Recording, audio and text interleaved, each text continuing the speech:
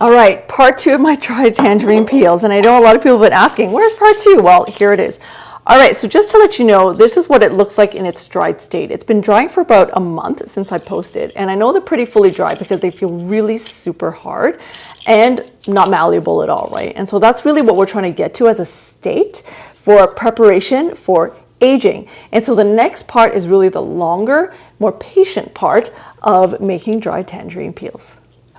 So first I'm going to show you what the outcome of baking versus drying is. And so what I did try to do was bake them in the oven, and they turned out like this. So you can see that they're actually been a little charred and cooked. And this is not what we're really looking for, because that already essentially means that the essential oils or the oils inside that active ingredient might be been destroyed. And so the problem is, because my oven can only go as low as 150 degrees Celsius, you want it as low as possible. So if your oven is able to get to low, like we're talking maybe 100 degrees Celsius, try and see how that works out. But for me, they're still pretty fragrant, but I'm not sure how they will age. That's the key.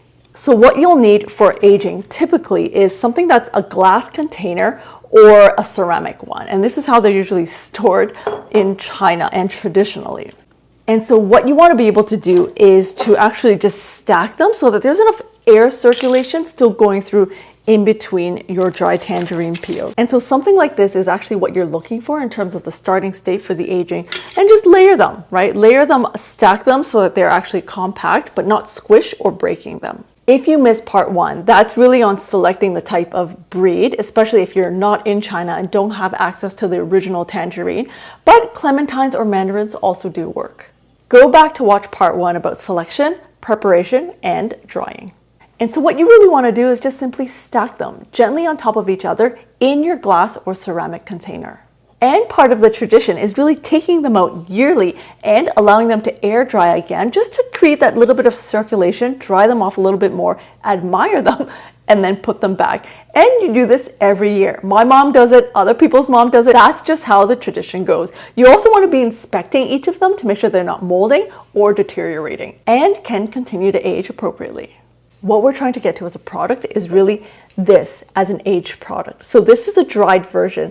This is a dried and aged version. And so what we're going to do is continue storing this over time so that it becomes like this.